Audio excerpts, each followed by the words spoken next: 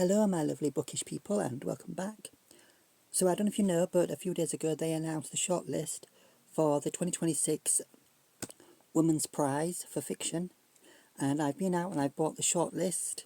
So here we are. We've got the first one, which is Flashlight by Susan Choi, and this is: one evening, 10-year-old Louisa and her father Shrek take a walk out on the breakwater. They are spending the summer in a coastal Japanese town.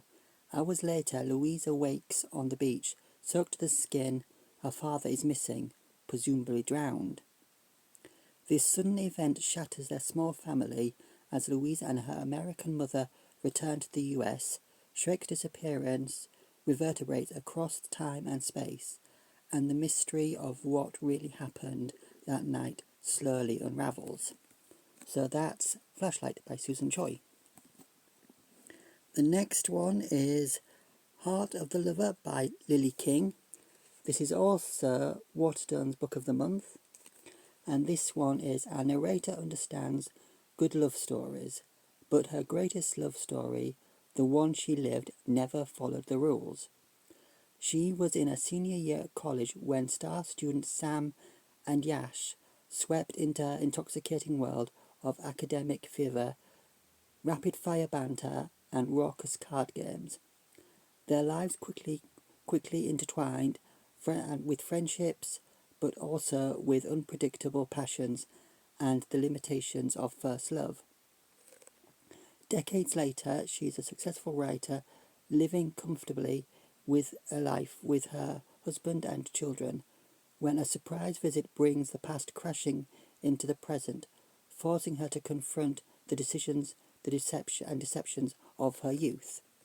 So that's Heart of the Lover by Lily King. The next one is Kingfisher by Rosie Kelly, and this one is: she smelled like jasmine. No, not exactly. She smelled like the earth beneath a jasmine plant on a hot day. Most of us are poets, she said, that it's just a question of how it comes out.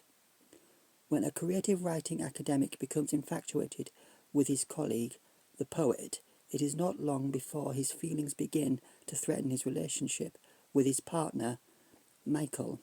Michael is beautiful, Michael is safe, but the poet is everything he isn't. She has everything he wants.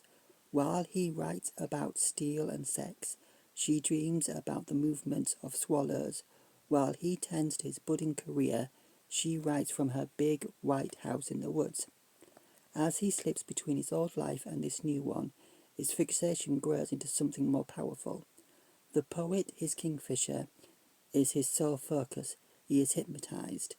Meanwhile, the persistent underflow of cruelty that defined his childhood continues to pull at him, while simultaneously illness threatens to destroy the precious reality he clings to. He's forced to question what he can and cannot take from someone. This is a novel about grief, power, and desire, and the tangles in between that make up a life. So that's Kingfisher by Rosie Kelly. Next one is The Mercy Step by Marcia Hutchinson. Bradford, December 1962. A precious mercy makes her reluctant entrance into the world, torn from the warm embrace of her mother's womb to a chaotic household that seems to have no place for her. Her siblings do not understand her. Her mother's attention is given to the church, and the entire family lives at the whims of her father's quick temper. Left to herself, Mercy finds solace in books, her imagination, the quiet comfort of her favourite toy dolly. But escapism has its limits, and as the grip of the family faith and fear threatens to close in, Mercy learns that she must act as if she wants a different future, one where she is seen, heard, and her family is set free. So that's The Mercy Step by Marcia Hutchins.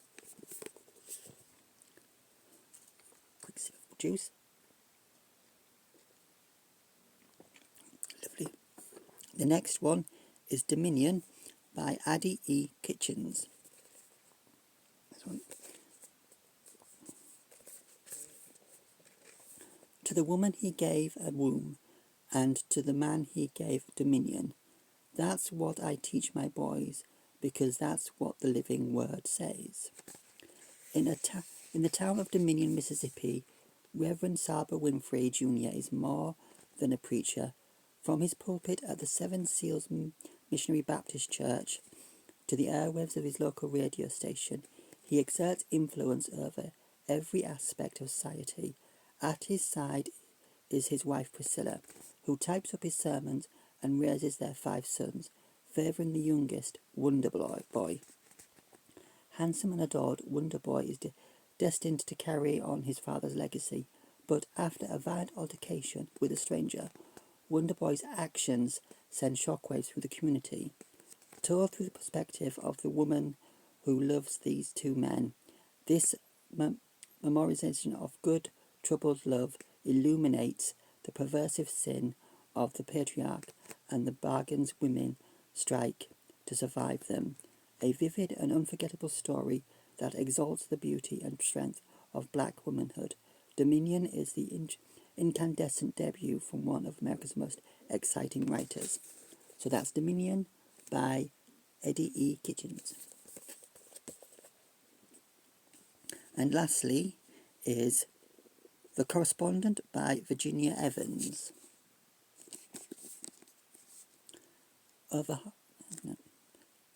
Sybil Van Antwerp's life of letters might not be an extraordinary one, but she also might be one of the most memorable characters you have ever read. Thousands of letters, one storied life.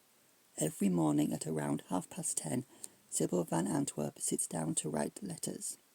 To her brother, to her best friend, to the president of the university who will not allow her to attend a class she desperately wants to take, to her favourite authors to tell them what she thinks about their latest book.